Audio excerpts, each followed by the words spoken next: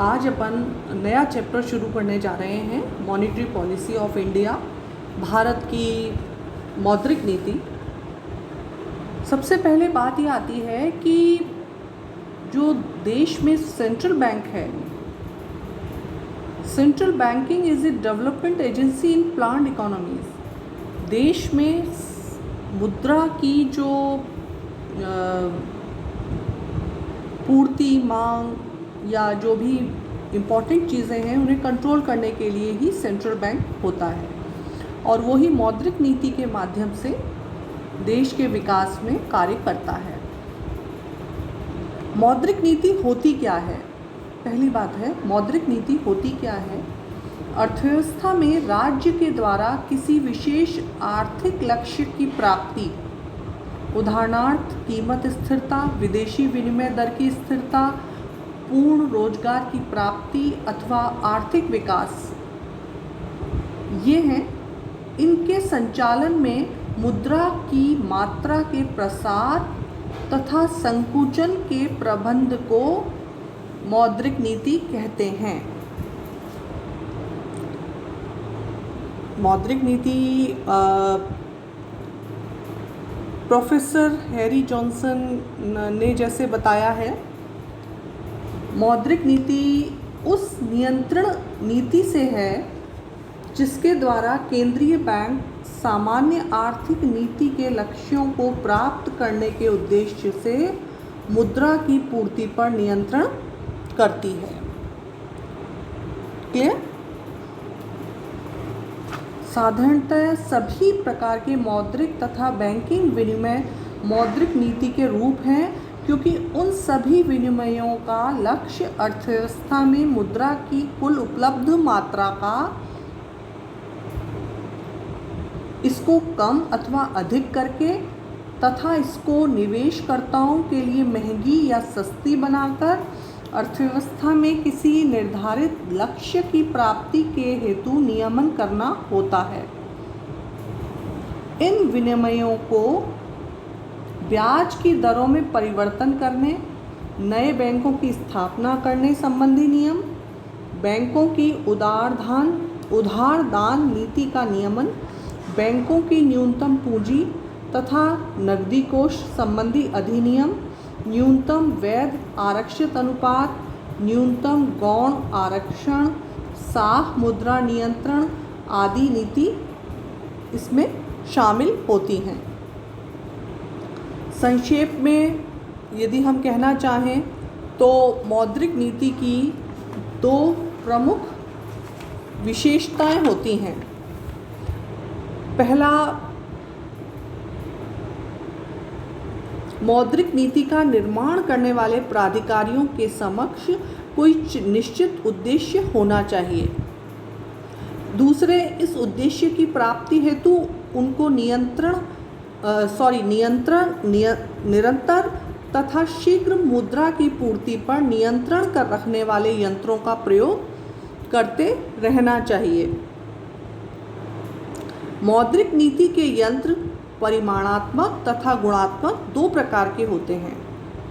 निश्चित निर्धारित लक्ष्य को प्राप्त करने के उद्देश्य से केंद्रीय बैंक आवश्यकता अनुसार एक साथ दोनों यंत्रों का प्रयोग कर सकती है।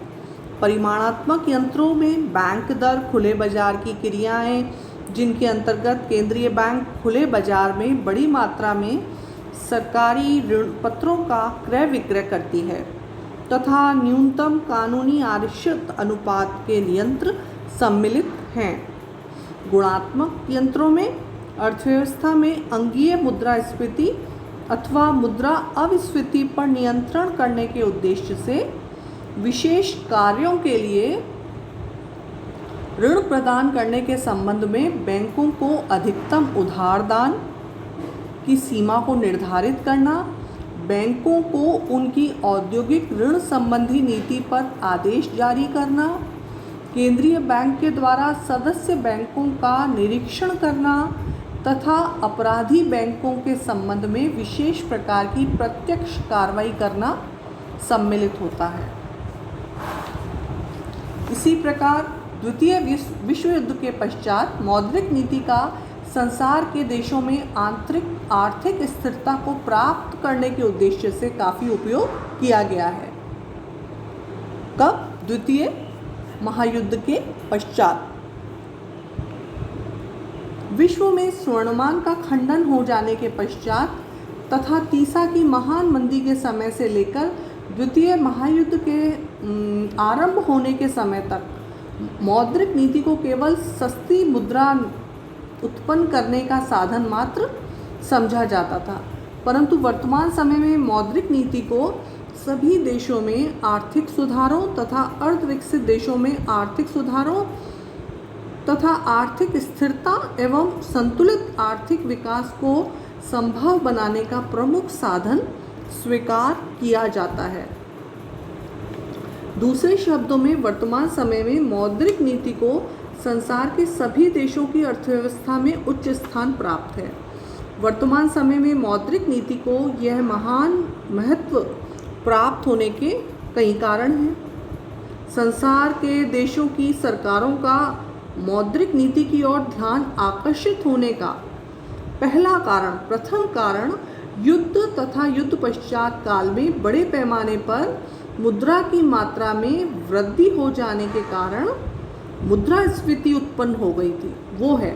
दूसरा, युद्ध के पश्चात मौद्रिक नीति में पुनः विश्वास उत्पन्न होने के कारण संसार के विकसित देशों की सरकारें केवल अमौद्रिक नीतियों के प्रयोग द्वारा मुद्रास्फीति की समस्या को सुलझाने में असमर्थ सिद्ध हुई थी, वो सुलझा ही नहीं पाई। तीसरा, इस सत्य को भी समझा जाने लगा कि यद्यपि कर नीति, निवेश, कीमत तथा मजदूरी संबंधी नियंत्रणों का मुद्रास्फीति को रोकने में विशेष स्थान होता है, परंतु इन सब के उपयोग की निश्चित सीमाएं अंतर्राष्ट्रीय तथा आंतरिक राजनीतिक स्थितियों के द्वारा निर्धारित होती हैं। इन सब कारणों से मौद्रिक नीति का उपयोग किए बिना मुद्रास्फीति को नियंत्रित करना या उस पर विजय प्राप्त करना कठिन हो गया। मौद्रिक नीति का उपयोग अमौद्रिक नीति की सहायता करने के लिए भी आवश्यक है। क्लियर? थैंक्स।